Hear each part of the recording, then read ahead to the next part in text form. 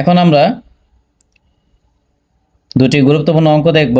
প্রথম অঙ্কটি হলো একটি বৃত্তাকার আরসিসি কলামের ব্যাস 32 সেন্টিমিটার, কলামের ভিতর 6টি 16 মিলিমিটার ব্যাসের স্টিল রড আছে। কলামটির উপর পি লোড প্রয়োগ করলে কংক্রিটে 66 কেজি পার সেন্টিমিটার স্কোয়ার পীড়ন উৎপন্ন হয়। স্টিল রডে উৎপন্ন পীড়নের পরিমাণ ও আরোপিত লোড পি এর মান নির্ণয় করো। যেখানে স্টিলের স্থিতিস্থাপক গুণাঙ্ক ইএস এর মান দেওয়া আছে 2 × 10⁶ কেজি পার সেন্টিমিটার স্কোয়ার এবং কংক্রিটের স্থিতিস্থাপক গুণাঙ্ক ইসি এর মান দেওয়া আছে 1.3 × 10⁵ কেজি পার সেন্টিমিটার স্কোয়ার। তাহলে আমাদের কাজ হলো এখানে যে ডাটাগুলো দেওয়া আছে এগুলাকে কালেক্ট করা। তাহলে প্রথমত এখানে কলামের ব্যাস দেওয়া আছে 32 সেন্টিমিটার, এই জন্য কলামের ব্যাস বড় হাতে ডি = 32 সেন্টিমিটার নিলাম।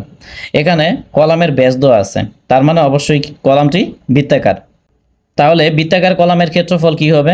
বৃত্তাকার কলামের ক্ষেত্রফল A = হবে π/4 d²। তাহলে π/4 নিলাম, ডি এর মান হলো 32 সেন্টিমিটার, এই জন্য 32 নিলাম, স্কোয়ার দিলাম। তাহলে এটা ক্যালকুলেটর হিসাব করলে 804.25 আসবে, আর একক হবে সেন্টিমিটার স্কোয়ার। তারপরে এখানে রডের জন্য ব্যাস দেওয়া আছে 16 মিলিমিটার।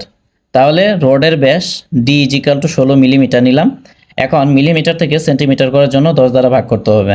তাহলে 16কে 10 দ্বারা ভাগ করলে 1.6 হবে, আর মিলিমিটার থেকে সেন্টিমিটার লিখব।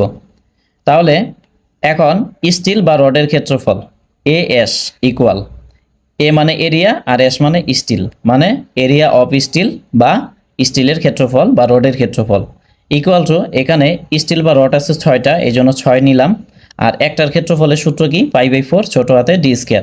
তাহলে 6 নিলাম, π/4 নিলাম। এখন ডি এর মান হলো 1.6, এই জন্য ডি এর পরিবর্তে আমরা 1.6 নিলাম, স্কোয়ার নিলাম।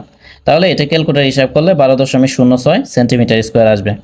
এখন সম্পূর্ণ কলামের ক্ষেত্রফল হলো 804.25 সেন্টিমিটার স্কোয়ার, আর রডের ক্ষেত্রফল হলো বা স্টিলের ক্ষেত্রফল হলো 12.06 সেন্টিমিটার স্কোয়ার। তাহলে কলামে মূলত রড থাকে এবং কংক্রিট থাকে। এখন সম্পূর্ণ কলামের ক্ষেত্রফল থেকে যদি রডের ক্ষেত্রফলকে বাদ দেওয়া হয় তাহলে কংক্রিটের ক্ষেত্রফল পাওয়া যাবে। এই জন্য লিখব যে কংক্রিটের ক্ষেত্রফল AC = কলামের ক্ষেত্রফল A মাইনাস হলো রডের ক্ষেত্রফল। এখন এ এর মান কত? 804.25, এটা নিলাম, মাইনাস দিলাম AS এর মান হলো 12.06, এটা নিলাম। তাহলে এটা ক্যালকুলেটর হিসাব করলে 791.78 সেন্টিমিটার স্কোয়ার আসবে। তারপরে এখানে কংক্রিটের জন্য পীড়ন দেওয়া আছে 66 কেজি পার সেন্টিমিটার স্কোয়ার। আমরা জানি যে কলামে রডের কাজ হলো টানা পীড়ন বহন করা, আর কংক্রিটের কাজ হলো চাপা পীড়ন বহন করা। তাহলে এখানে কংক্রিটের যে পীড়ন দেওয়া আছে 66 কেজি পার সেন্টিমিটার স্কোয়ার, এটি মূলত চাপা পীড়ন। এই জন্য আমরা লিখলাম চাপা পীড়ন SC = 66 KG per centimetre square. তাহলে আমরা জানি যে SS/ES = SC/EC। তাহলে এখান থেকে SS এর মান যদি বের করি, ES নিচে আছে, এটা উপরে চলে যাবে, এক কথায় SC এর সাথে গুণ হয়ে যাবে। তাহলে আমরা লিখতে পারি এখানে SC আছে, EC নিলাম, আর ESটা নিচ থেকে উপরে চলে গেল। এখন SC এর মান কত? 66। তাহলে SC এর মান 66 নিলাম, মাঝখানে একটা গুণ চিহ্ন দিব, ES এর মান কত? 2 × 10⁶, এই জন্য 2 × 10⁶ নিলাম। তারপর EC এর মান হলো 1.3 × 10⁵, তাহলে এটা নিলাম। নেওয়ার পরে এটা ক্যালকুলেটর হিসাব করলে 101.538 কেজি পার সেন্টিমিটার স্কোয়ার আসবে। তাহলে আরোপিত লোডের পরিমাণকে W দ্বারা প্রকাশ করা হয়, আবার P দ্বারা প্রকাশ করা হয়। তাহলে এখানে P বা W যে কোনো একটা লেখা যায়, কিন্তু যেহেতু এখানে প্রশ্নে P দ্বারা উল্লেখ করা আছে আরোপিত লোডকে, এই জন্য আমরা P নিব। তাহলে এটা সূত্র হলো SS প্লাস হলো SC AC। তাহলে SS এর মান কত? 101.538, এটা নিলাম। তারপরে AS এর মান হলো 12.06, এটা আমরা নিলাম। তারপরে প্লাস দিলাম, তারপরে SC এর মান হলো 66, তাহলে 66 নিলাম। তারপরে AC এর মান কত? AC এর মান হলো 791.78, AC এর মান আমরা এটা নিলাম। তাহলে এটা ক্যালকুলেটর হিসাব করলে 64,502.96 কেজি আসবে। এখন আমরা দ্বিতীয় গুরুত্বপূর্ণ অঙ্কটি দেখব। অঙ্কটি হলো 25 সেন্টিমিটার বর্গাকার একটি কংক্রিট কলামে 4টি 25 মিলিমিটার ব্যাসের ইস্পাতের দ্বন্দ্ব আছে। কলামের উপর আলোপিত ভরের পরিমাণ 75 টন হলে লোহা ও কংক্রিটে সৃষ্ট পীড়নের পরিমাণ নির্ণয় করো।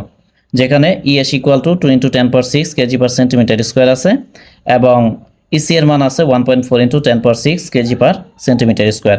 তাহলে অঙ্কটি করার জন্য আমাদের প্রথম কাজ হলো যে সাইন নোট দেওয়া। তাহলে এখানে 25 সেন্টিমিটার বর্গাকার কলাম দেওয়া আছে। আমরা জানি যে বর্গের ক্ষেত্রে দৈর্ঘ্য এবং প্রস্থ দুটি সমান হয়। তাহলে এখানে দৈর্ঘ্যের মানও 25 সেন্টিমিটার, প্রস্থের মানও 25 সেন্টিমিটার। তাহলে কলামের ক্ষেত্রফল এ ইকুয়াল কী হবে? দৈর্ঘ্য গুণন প্রস্থ, এক কথায় 25 × 25, আর ক্ষেত্রফলের একক বর্গ একক। যেহেতু এখানে সেন্টিমিটার আছে এই জন্য সেন্টিমিটার স্কোয়ার বা বর্গ সেন্টিমিটার। তাহলে 25 এবং 25 গুণ করলে 625 আসবে, সেন্টিমিটার স্কোয়ার নিলাম। তারপরে স্টিলের বা রডের ক্ষেত্রফল, এখানে 4টা রড দেওয়া আছে এই জন্য আমরা 4 নিব, আর রডের ব্যাস এখানে 25 মিলিমিটার দেওয়া আছে এই জন্য আমরা লিখলাম ডি ইকুয়াল টু 25 মিলিমিটার। তাহলে এই মিলিমিটারকে সেন্টিমিটার করার জন্য 10 দ্বারা ভাগ করতে হবে। তাহলে 25কে 10 দ্বারা ভাগ দিলে 2.5 আসবে, আর মিলিমিটার থেকে সেন্টিমিটার হয়ে গেল। এখন এখানে রড আছে কয়টা?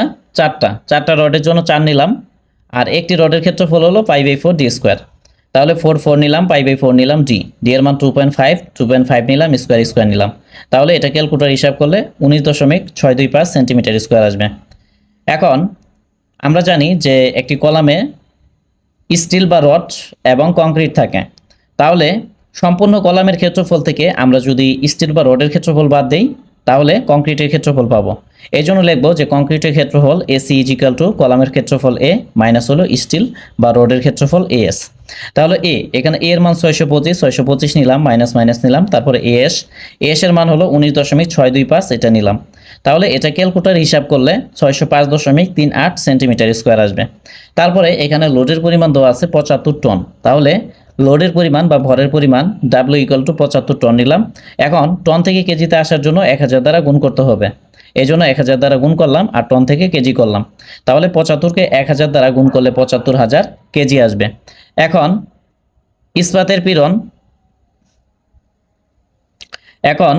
ইস্পাতের পীড়ন এস ইকুয়াল আমরা জানি W into ES divided by S plus হলো এসি। তাহলে এখানে ডাব্লিউ এর মান হলো 75,000 কেজি, তাহলে 75,000 কেজি নিলাম, আর ইএস এর মান হলো 2 × 10⁶ নিলাম।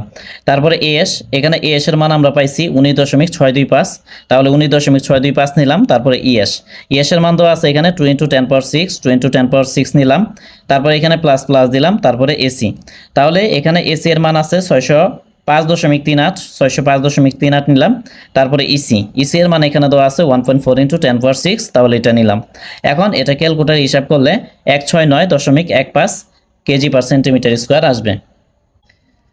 এখন কংক্রিটের পীড়ন এসসি ইকুয়াল আমরা জানি W into EC divided by ES plus হলো এসি। তাহলে ডাব্লিউ এর মান 75,000 নিলাম। তারপরে ইসি এর মান 1.4 × 10⁶, এটা নিলাম।